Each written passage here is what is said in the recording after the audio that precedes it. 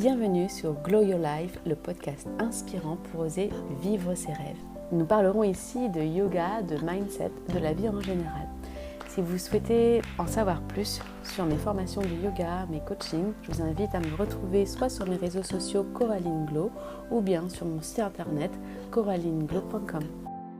Je vous souhaite une très belle écoute. Bonjour et bienvenue dans ce nouvel épisode de podcast Glow Your Life. Aujourd'hui, le 21 février 2024, ma fille Kathleen a 6 mois. Donc j'ai pensé que ça aurait pu être intéressant de vous partager mon bilan des 6 derniers mois. Et donc je vous avais fait la suggestion sur Instagram pour savoir si vous aviez des questions. Donc j'ai tout noté et puis je vais tâcher d'y répondre au fur et à mesure de cet épisode. Donc voilà, moi de mon côté, je me suis noté aussi les points clés auxquels j'ai pensé qu'il serait intéressant de vous partager. Bien évidemment, je précise maintenant au début de ce podcast que c'est bien, tout ce que je vais vous partager, c'est par rapport à notre réalité, notre façon de vivre, nos choix. Donc c'est toujours à prendre avec pincette et puis à voir ce qui résonne en vous, vous faire poser des questions, qu'on soit d'accord ou pas d'accord. Au final, c'est d'apporter plus de compréhension, d'avoir une autre vision et puis de peut-être pas prendre à 100%, mais prendre parfois à 50, des fois à 30, etc. Et c'est ça qui nous aide à nous construire. En tout cas, moi, c'est ça qui m'a aidée en tant que femme et maman aussi. J'ai eu plusieurs modèles autour de moi et j'ai jamais pris un modèle à 100%, comme dans mes cours de yoga ou mes formations et stages. J'ai jamais pris quoi que ce soit à 100%. C'est pour ça que j'ai suivi pas mal de stages dans différents styles d'écoles de yoga, que ce soit Iyengar, Ashtanga, Vinyasa, Bikram. Parce qu'il n'y a rien que je crois à 100% en tant que méthode, et comme quoi on peut appliquer à une seule personne. C'est tout ça réuni qui fait que on peut être utile pour soi déjà et aux autres. Mais voilà, ça c'est ma façon de voir les choses, ma façon de faire. Donc j'ai accouché le 21 août 2024 sur Toulouse. L'accouchement s'est très bien passé, donc j'ai eu des contractions hyper rapprochées, c'est-à-dire toutes les minutes. Et un col qui ne s'ouvrait pas, donc là j'ai douillé, j'ai eu vraiment très très mal. À la base, je partais pour un accouchement, dans mon projet d'accouchement sans péridurale. Et bien autant vous dire que de 5h du matin jusqu'à 19h30, j'ai réussi à gérer, enfin j'appelle pas ça gérer, mais j'ai réussi à tenir sans péridurale. Et au bout d'un moment, voilà, j'ai demandé la péri parce que mon col ne s'ouvrait pas et j'étais hyper fatiguée. La sage-femme m'avait proposé de me percer la poche des os, mais elle m'avait prévenu que les contractions seraient encore plus douloureuses. Et là, j'étais vraiment au bout de ma vie, j'étais fatiguée et je me suis dit que j'arriverais pas à gérer. Donc j'ai eu la péridurale et du moment où j'ai eu la péri, ça s'est super bien passé. C'était une péri qui était très douce, donc j'ai tout senti. Je me suis levée, Kathleen est arrivée à 2h30 du matin, donc le 21.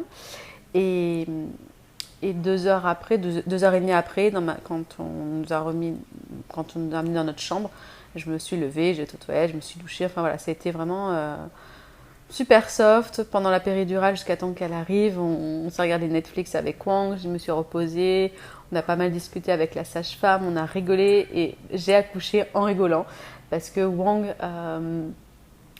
disait l'inverse entre les inspires et les expires, que la sage-femme et l'auxiliaire PEA. Donc moi je me dis mais là je fais quoi, je suis qui? Donc à un moment donné j'ai complètement lâché prise et j'étais morte de rire. Donc voilà, donc c'était un super accouchement. On est resté, je crois, 5 jours de mémoire. On a joué les prolongations de 2 nuits, il me semble, parce que voilà, c'était en plein mois d'août, il faisait super chaud à Toulouse, il n'y en a pas la clim à l'appart, donc on s'est dit qu'on allait rester 2 jours de plus. Et on était vraiment dans notre petit cocon. Et quand on est sorti de la maternité, je me suis mise à pleurer. J'ai beaucoup pleuré, peut-être pendant 1 heure ou 2. J'avais peur de rentrer à la maison. Peur comme si ça allait tout ce que j'étais en train de vivre, enfin, tout ce que j'avais vécu ces 5 derniers jours allait finir, que j'allais reprendre mon quotidien d'avant. Ouais, j'étais en larmes parce que comme si ça allait s'arrêter, ce petit nuage. C'était vraiment ça que je ressentais. Bon, il y avait probablement une descente d'hormones aussi, mais voilà, j'étais triste de rentrer à la maison. Et puis au final, quand je suis rentrée à la maison, c'était encore mieux. On s'est beaucoup reposé, j'ai beaucoup dormi avec Kathleen. D'ailleurs, à savoir, on fait toujours alors, je ne sais pas comment on appelle ça, parce que le cododo, c'est à côté, mais nous, elle est entre nous. Et jusqu'à ces 2 mois, au final, Kathleen, on l'endormait. Donc soit elle tétait, parce que je l'allaite, et elle s'endormait directement. Et soit je m'endormais aussi avec elle, donc elle était sur moi. Ou bien, mais je crois que non, c'était quand elle s'endormait sur moi, je dormais, je bougeais pas. Les premiers mois, je bougeais pas. Et si on n'arrivait pas à l'endormir, qu'elle voulait pas dormir en tétant, et on l'endormait en poussette. Donc en fait, Kathleen elle s'est endormie dans la poussette et a dormi dans la poussette, donc l'endo à plat. Les 2 premiers mois, on prenait la poussette dans notre chambre et au premier réveil de la nuit où elle demandait à téter, donc là je la prenais au sein et après je la mettais entre nous deux. Donc Kathleen a toujours dormi entre nous et elle continue. Donc là nous sommes en Thaïlande et elle continue de dormir entre nous deux. Donc c'est vraiment pratique pour moi parce que quand à la fin, hop, je la mets sur le côté, enfin je me mets sur le côté, elle aussi, elle tète et puis hop, après je la remets. Kathleen dort sur le ventre aussi. Depuis sa naissance. Enfin, quand ils nous l'ont amenée dans la chambre, ils l'ont mis dans le berceau, donc elle était sur le dos. Mais après, dès le lendemain, elle a pu dormir sur le dos. Donc, elle a toujours dormi sur le ventre. Donc, même à l'heure actuelle, elle dort toujours sur le ventre. Donc voilà, elle dort entre nous. Tout se passe bien. Je veux dire, Wang ne l'écrase pas, moi non plus. Et je pense qu'il faut faire ce qui résonne en chacun de nous. Hein. Et puis avec Wang, on ne s'est pas tellement trop posé de questions. Et je le vois les fois où je suis stressée ou angoissée, c'est quand je me pose trop de questions et je vais chercher des informations à droite, à gauche. Et là, c'est source de panique. Donc on fait vraiment au feeling comme on le sent. Par exemple, bon, c'est un peu décousu. Je ne voulais pas aller dans cet ordre-là, mais c'est pas grave. Je fais toujours au feeling le podcast. Alors, donc par exemple, pour la diversification alimentaire, donc là, Kathleen a 6 mois. Elle est toujours en allaitement exclusif. Et on a commencé à lui faire goûter de la pastèque, de la pomme, quelques fruits qu'on trouve ici, de la banane. Et puis aujourd'hui, on a essayé donc le porridge de riz, de la soupe de riz, juste avec du riz et de l'eau. Et en fait, si on prend le carnet de santé, je ne l'ai pas en tête, mais il me semble que voilà, tout ce qui est féculent, c'est après les légumes, les fruits, etc. Au Vietnam, il y avait une petite qui avait 2 ou 3 mois de plus qu'elle et au final, elle mangeait des porridge de riz. Donc là, j'ai dit à Wang, écoute, en Asie, les bébés, ils font la diversification avec des bananes, du porridge, on va tenter le porridge. Donc aujourd'hui, elle a goûté au porridge de riz, mais pour l'instant, elle n'arrive pas à avaler. Donc elle n'est pas encore je pense que c'est pas encore, c'est trop tôt pour elle. Donc on va continuer à lui présenter des morceaux de banane parce que ça s'écrase, de la pastèque, des choses comme ça, du porridge. Mais je pense que voilà, elle n'est pas encore au stade où elle a envie de manger. Mais on va continuer à essayer un peu tous les jours. Donc là aussi, quand j'en ai parlé autour de moi, qu'on allait donc partir en Asie, et puis on allait la nourrir exclusivement au lait. Donc j'en ai parlé d'abord avec ma conseillère en lactation qui m'a dit qu'il n'y avait vraiment, vraiment pas de souci, que de toute façon elle nous réclamerait à manger quand elle sera prête. Et oui, autour de moi, j'ai eu quelques réflexions comme quoi elle serait en carence, etc., blablabla, que ça n'allait pas. Mais au final, la ligue, alors je ne sais plus comment ça s'appelle, la ligue de l'allaitement, enfin je ne sais plus. En gros, c'est jusqu'au 1 an du bébé, c'est 80% de lait maternel, enfin, ou du lait en poudre, mais c'est essentiellement du lait. Et donc 20% de diversification. Donc ça va, elle me dit même, elle m'a dit que je pouvais continuer jusqu'à notre retour en France début mai avec un allaitement exclusif pour ne pas prendre de risques soit d'allergie ou d'intoxication alimentaire. Et je vous avouerai que c'est aussi par facilité parce que là par exemple on est sur l'île de Koh Samui, j'ai laissé une valise à un hôtel où il y a le baby cook. Mais comme nous, on mange toujours en extérieur avec Wang dans les food courts, ou les night markets ou dans les petits boui-boui de rue, c'est compliqué Enfin, j'ai pas envie de me mettre cette contrainte de savoir à telle heure, il faut qu'on rentre pour cuisiner des légumes à la vapeur, prendre dans une boîte, etc. On n'est déjà pas dans ce mood-là quand on n'est pas en vacances. Donc, on n'a pas envie de se mettre cette contrainte-là parce que tout simplement... c'est un mode de vie qui ne nous convient pas et ça va nous stresser. Et si ça nous stresse et on n'aime pas bien, Kathleen ne sera pas bien, donc ce sera contre-productif. Donc on va manger et puis quand on est dans les restos, on demande voilà, s'il n'y a pas une banane ou un porridge de riz. Enfin, on trouve toujours des choses. Mais voilà, c'est vrai que du coup, c'est plus facile pour nous. Donc je vais reprendre au tout début. Déjà, pendant ma grossesse, je voulais voir personne. enfin, j'étais pas du tout dans un mood de sortie, d'aller voir mes amis, etc. J'étais plutôt focus sur moi. J'avais envie de prendre soin de moi et pas me mettre de contraintes, des choses que j'avais pas envie de faire. Donc j'ai eu une super grossesse, donc à part le premier trimestre où j'étais mal comme un chien, mais sinon après, voilà, je faisais du vélo jusqu'à la veille de mon accouchement, nager, enfin j'ai eu vraiment un accouchement et une grossesse de rêve. Mais voilà, parce que aussi j'ai pu m'organiser avec Wang pour ne pas travailler, ou du moins vraiment à mon rythme.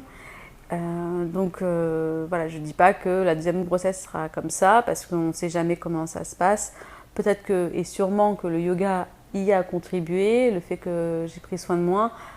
Mais voilà, je ne veux pas non plus dire que ma méthode c'est la meilleure et c'est comme ça qu'il faut faire, parce qu'on n'en sait rien. On aura beau tout bien faire des fois, et pour X raisons, bah, ça ne se passe pas comme ça. Donc c'est sûr que le stress est source de problèmes. D'être mal avec soi-même, c'est source de problèmes. Donc ça, ces paramètres-là, j'ai pu agir dessus, donc je ne les avais pas. Mais voilà, il y a toujours un facteur extérieur dont on ne contrôle pas. Quand j'ai accouché, donc le premier mois, je voulais voir personne. Et déjà, je ne voulais pas qu'on prenne Kathleen, à part Wang. Mais c'était vraiment douloureux pour moi. Même, donc je n'ai pas vu grand monde parce que je ne voulais pas. Mais les personnes mes parents ou la famille de Wang, quand ils sont venus, pour moi, ça a été très difficile. Ils ont été prévenus que pour moi, c'était difficile, pour pas que ce soit encore pire. Mais je n'arrivais pas à la laisser que les autres la prennent, la touchent. Et ça m'a rappelé un peu, vous savez, les chattes quand elles ont des petits, où elles défendent, on peut pas s'en approcher. Alors que moi, je me rappelle quand je voyais des petits chatons qui étaient en train de téter, je voulais les caresser. Et en fait, j'ai eu cette image-là quand Kathleen est née, que je voulais pas qu'on s'en approche. Donc j'ai énormément d'empathie, de compassion pour les petites chattes avec leur bébé. Donc ça a été un mois où ouais, il fallait me prendre avec des pincettes parce qu'il fallait pas toucher à Kathleen. Et je pense que c'est normal parce qu'il y a un lien qui se crée, parce que c'est nouveau, et puis j'avais la croyance qu'il fallait qu'elle s'habitue à nous aussi d'abord. Enfin donc voilà, ce premier mois, je voulais qu'on reste que tous les trois, et à 80% c'est ce qui s'est passé. Et puis après, au fur et à mesure, j'ai voulu quand même sortir. J'avais vraiment besoin de sortir tous les jours. Il fallait que je sorte. Et jusqu'à temps à ce que l'on parte en Asie, tous les après-midi, j'allais marcher. Donc des fois, je faisais 5, 8, 10 km en ville à Toulouse. J'allais boire mon matcha latte, bubble tea au Café Bong. Et heureusement que Café Bong était là parce que franchement, c'était ma bouffée d'air. Et c'est vrai que quand des fois, ils étaient fermés le dimanche, j'étais bien malheureuse. Parce que c'était ma petite routine bien-être, et ils ont vraiment le café, ils ne le savent pas, hein, mais ils ont contribué à ma santé mentale. Donc j'ai eu beaucoup de retours sur les réseaux de personnes qui sont enceintes, et notamment pas mal d'élèves que j'ai formés. Il y en a au moins 10 autour de moi dont vous êtes enceinte. Donc voilà, j'essaie de répondre à vos questions que vous m'avez posées sur Instagram, et puis de vous partager la façon la plus authentique et sincère possible, sachant que voilà, chacune est différente. Alors je m'excuse pour le son, mais je suis dans un hôtel où il y a pas mal de bruit parce qu'on est proche de la route, et Kathleen vient de pleurer parce qu'elle avait faim, donc je suis en train de l'allaiter. Donc pour l'allaitement à la maternité, j'ai eu la montée de lait à la fin de notre séjour, donc je pense vers le 5e jour. Et là, on m'avait conseillé de mettre des feuilles de chou pour absorber les œdèmes. Ça m'a pas mal aidé. Donc à la maison, j'ai fait ça. On les a mis au frigo. Et donc je mettais des feuilles de chou avec du sopalin entre ma brassière et ma poitrine. J'ai eu de la chance d'accoucher de la chance, oui et non, pour ça, en été. Donc j'ai pu être à la maison, me balader les seins nus parce que déjà ça coulait partout, j'avais mal au sein. Mais ensuite, ça s'est super bien passé. Enfin, j'ai pas galéré à la faire téter. Ça s'est fait vraiment facilement. Là où j'ai eu quelques couacs, je crois que c'était au bout d'un mois et demi, j'ai commencé à faire des crevasses. Et c'est là où j'ai dû consulter une conseillère en lactation qui nous a remontré les positions. Pas les positions, mais une bonne position. Donc ça s'appelle la position BN. Je vous laisse aller voir. Et après, voilà, j'ai plus de problème. En Asie, j'ai fait une petite mastite. J'en avais parlé, je crois, sur l'épisode précédent. J'ai eu aussi un peu de crevasses qui sont revenues, mais ça, c'est avec les baignades, maillot de bain humide. Il faudrait que je change de maillot de bain à chaque fois, mais j'en ai pris qu'un. Donc, il faudrait que je m'en rachète un deuxième. Mais sinon, tout se passe bien. Alors, je tiens mon lait uniquement, par exemple, là, quand je vais à la salle de sport, 1 heure, je tire mon lait juste au cas où. Et on n'a pas pris de biberon, donc on a acheté une tasse gobelet. Je vous mettrai le lien en référence. C'est la conseillère en lactation qui nous l'avait conseillé aussi. Et donc Wang apprend à Kathleen à boire avec cette tasse-là. Donc pour l'instant, elle en met pas mal partout, mais c'est pas grave. Donc voilà, je pense qu'elle n'aura jamais de biberon. On va essayer de lui faire boire avec cette tasse-là. Puis il y a une autre tasse qu'on a pris aussi avec une paille. Donc à voir comment ça se passe. Donc voilà, le lait pour l'instant, je le tire pas parce qu'on est toujours H24 avec elle. Après, peut-être qu'en rentrant à Toulouse, je relouerai une machine. À savoir que, voilà, qu'une ordonnance, en France, vous pouvez avoir à la location une tireuse à lait. Et là, ça permettrait de tirer davantage mon lait et puis de m'absenter un peu plus longtemps si je veux la laisser à Wang. Parce que voilà, pour l'instant, on n'a pas envie de la laisser à qui que ce soit au niveau d'un mode de garde. Et notamment parce que quand j'étais enfant, j'ai eu une mauvaise expérience. Enfin, ma sœur, on était gardés chez une nourrice. Ma sœur devait avoir 1 an ou 1 an et demi, donc moi je devais avoir 6 ans ou 6 ans et demi. Ma sœur se levait de la sieste, la nourrice venait de terminer de laver sa cuisine, donc le sol était encore mouillé. Et là, ma sœur se met à faire pipi. Je pense qu'elle n'avait pas avoir de couche, je ne sais pas pourquoi. Et là, la nourrice la prend par le pied, elle la retourne et elle lui met une fessée, donc la tête en bas. Donc j'ai assisté à la scène. Après, voilà, je me revois consoler ma sœur. J'ai fait l'air de rien avec la nourrice avec un grand sourire pour pas qu'elle en rajoute et faire genre que j'étais sa copine. Hein. Le soir, bien évidemment, j'ai tout raconté à mes parents. Mais du jour au lendemain, ils n'ont pas pu trouver une solution. Donc ils m'ont bien dit, surveille ta sœur et puis sois gentil avec la nourrice pour pas qu'elle ait des suspicions comme quoi mes parents allaient nous ôter de la nourrice.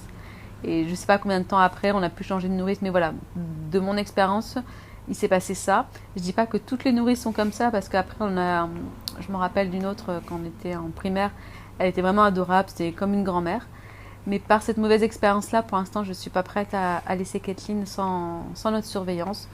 Donc avec moi, on en a parlé et je lui dis pourquoi pas faire venir une nourrice ou une babysitter à la maison, soit pendant que je suis en train de travailler ou lui, ou que si moi j'ai besoin d'une heure pour faire, je sais pas, un coaching ou pour ma pratique perso, mais à la maison avec nous. Pour l'instant, voilà, on y va crescendo. Comme je vous dis, il faut s'écouter et il n'y a aucune méthode qui est meilleure que l'autre. C'est ce qui fait sens pour nous et savoir aussi, je pense, s'adapter parce qu'il y a des moments où on va penser ça, puis peut-être que le lendemain on aura évolué sur certaines choses.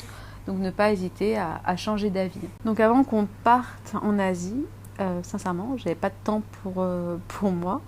De temps en temps, j'essayais de faire du yoga. Alors, Kathleen s'endormait, je dépliais mon tapis, je faisais un ou deux mouvements et paf, elle se réveillait. Donc voilà, si Wang n'était pas là, sincèrement, je ne pouvais pas pratiquer. Et si je pratiquais quand Wang était là, c'était un quart d'heure, 20 minutes maximum. Et voilà, ce qui est pour moi le plus difficile, c'est avec le peu de temps libre que je peux avoir, ce temps libre, en fait, il faut que je choisisse comment je veux l'occuper.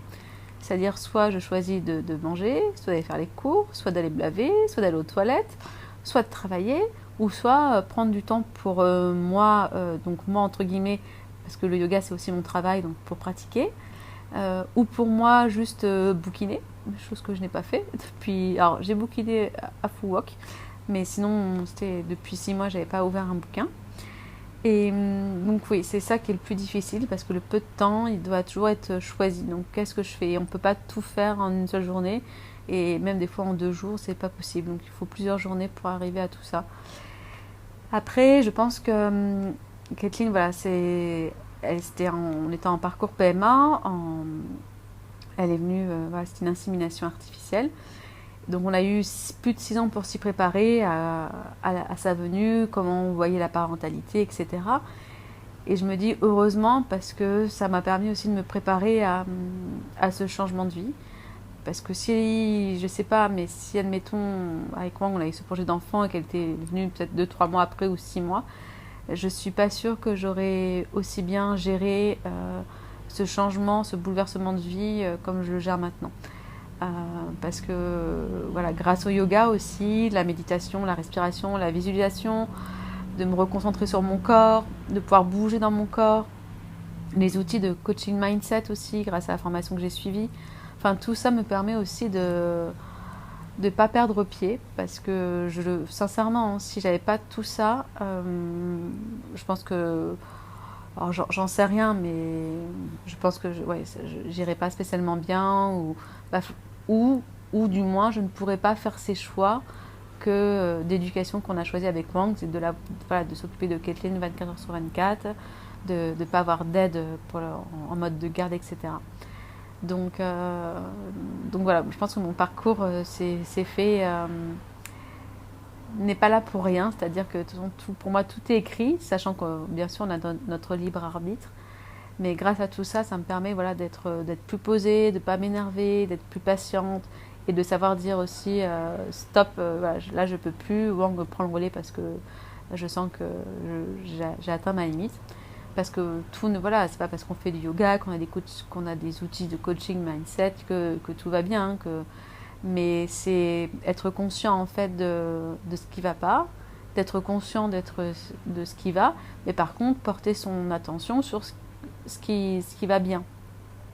Et ça, les scientifiques au niveau de la neuroscience, il y a eu des tests qui ont été faits qu'en se concentrant sur ce qui va bien dans notre vie, ça permet d'avoir davantage de connexion synaptique et donc du coup au niveau neuronal d'avoir une meilleure activité cognitive, etc.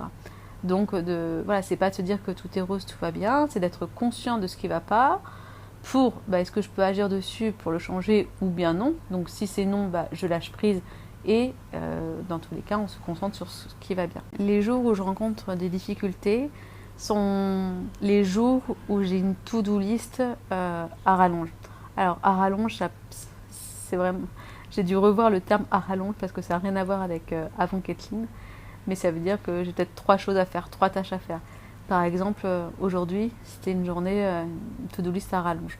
Parce que je voulais aller courir le matin, j'y tenais, il fallait que j'enregistre l'épisode de podcast, je voulais le faire cet après-midi pendant que Kathleen dormait. Et je voulais aussi écrire un article.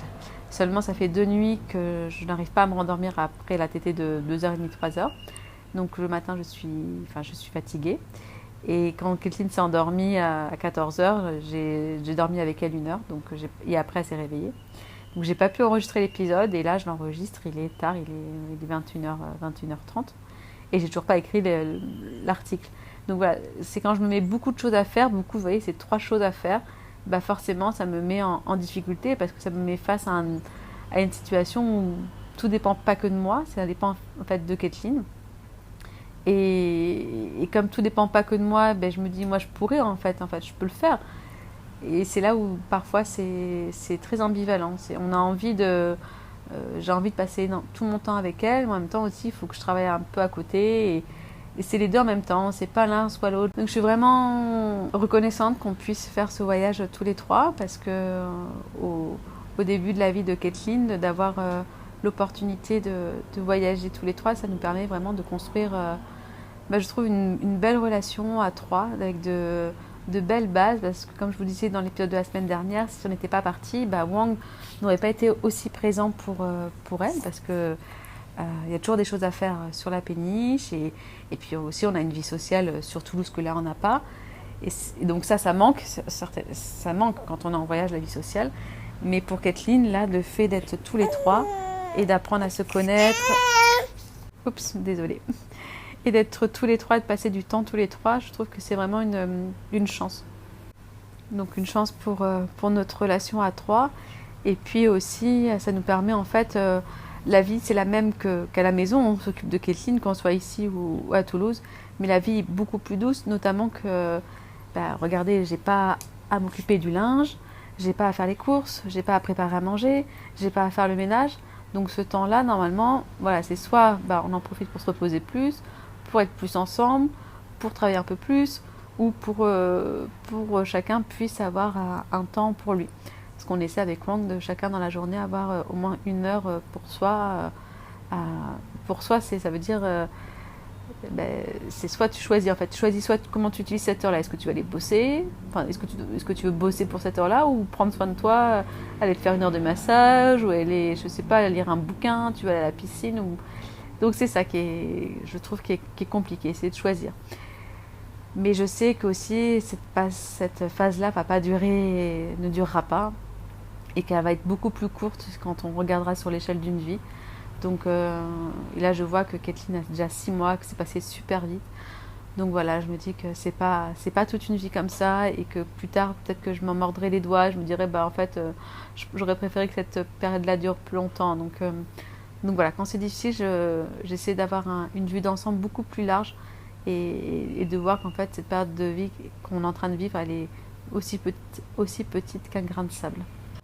Pour ce qui est du côté entrepreneuriat, parce que donc avec Wang, on a la péniche, où on a le studio de yoga, on le gère à distance. Puis on a quelqu'un sur place aussi pour nous aider quand on ne peut pas gérer les choses à distance. Et puis de mon côté, j'ai les coachings mindset, donc je communique pas trop en ce moment dessus parce que par manque de temps. Mais quand on me demande une séance, je trouve un temps pour caler la séance. Et puis j'ai les formations de yoga qui la prochaine donc est en mars, dans 1 mois en Inde. Donc là j'ai un petit peu de travail à faire en amont. Il va falloir que je m'y mette. Et puis après les prochaines, donc c'est en juin. Il y en a 2 qui commencent en juin, une de Yin début juin, et puis après une autre à fin juin qui de 200 heures Ashtanga Vinyasa qui va s'étaler sur 6 mois. Donc là, mon travail, c'est de communiquer dessus pour l'inscription des élèves. Donc, voilà, mon travail à l'heure actuelle en étant en Asie, c'est de communiquer pour faire connaître ce que je propose, pourquoi faire une formation avec moi, que c'est pas simplement qu'une simple formation de yoga, qu'on va énormément travailler en développement personnel, donc au niveau de l'état d'esprit. Forcément, ça va jouer sur les habitudes de vie, ça va changer pas mal de choses dans sa vie perso et pro. Donc c'est ça que je fais en étant en Thaïlande à l'heure actuelle. Avoir un mot de la fin pour toutes les femmes qui sont enceintes et qui sont à leur compte. Alors salariées, je sais pas, mais voilà, à leur compte, c'est prenez de l'avance avant que bébé soit là, parce qu'après tout tourne au ralenti.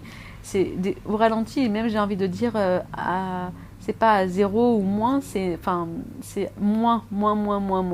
Parce que voilà, c'est une vie qui tourne vraiment à 2 à l'heure. À 2 à l'heure, en même temps, très rapidement. Et puis, je vous dirais aussi, ça c'est ma perception, plus on se pose de questions et plus on va demander l'avis à droite et à gauche, plus c'est source d'angoisse. Je pense pas qu'on puisse se tromper au final, et si on se trompe, c'est pas grave, on avise. Il faut pas se tromper plusieurs fois d'affilée, mais je vois pas en quoi on peut mal faire les choses. Vous voyez, pour les heures de sommeil de Kathleen, on ne s'est jamais mis de timing à telle heure, il faut qu'elle dorme ou qu'elle mange. On a fait toujours par rapport à notre timing ou au sien, enfin je dirais plutôt au sien, mais surtout à notre façon de faire. Et si on s'était mis à faire comme beaucoup font, et probablement que ça marche, et c'est ce qui leur convient, à telle heure faut manger, telle heure faut dormir, nous ça aurait été une source d'angoisse pour nous parce que on n'a pas cette vie-là, et on n'a pas cette conception de mode de vie-là. Donc on ne s'est pas posé la question. On a fait comme nous on le sentait et on continue à faire les choses comme on le sent. Et c'est pour ça que je pense que c'est fluide, parce qu'on ne se pose pas de questions. Après voilà, quand on se pose des questions, c'est intéressant d'aller se renseigner, mais je pense qu'il ne faut pas trop... Choisissez les personnes à qui vous allez vous renseigner. Évitez d'aller vers des personnes qui vous disent « Ah non, mais c'est comme ça et c'est pas autrement ». Voilà, moi quand on me demande quelque chose, je dis voilà, moi j'ai fait comme ça parce que ça, mais je dis pas que c'est la meilleure des méthodes, parce que en fait j'en sais rien, parce qu'avec Kathleen ça marche, sur un jour on a un deuxième enfant, et si on fait exactement la même chose qu'on a fait avec Kathleen sur le deuxième, je pense qu'il y a de grandes chances que ça ne marche pas, parce qu'il y a plein de paramètres qui auront changé, ne serait-ce que nous déjà. Donc voilà, choisissez bien les personnes avec qui vous échangez et les professionnels aussi, parce qu'il y a des professionnels qui sont assez catégoriques dans leurs conseils ou dans leur jugement. Donc faites attention aussi, parce que je pense que personne n'a réellement la bonne solution pour nos enfants à part nous. Et nous, on peut l'avoir qu'en essayant. Voilà, je vais m'arrêter là pour cet épisode. J'espère que vous aurez appris des petites choses.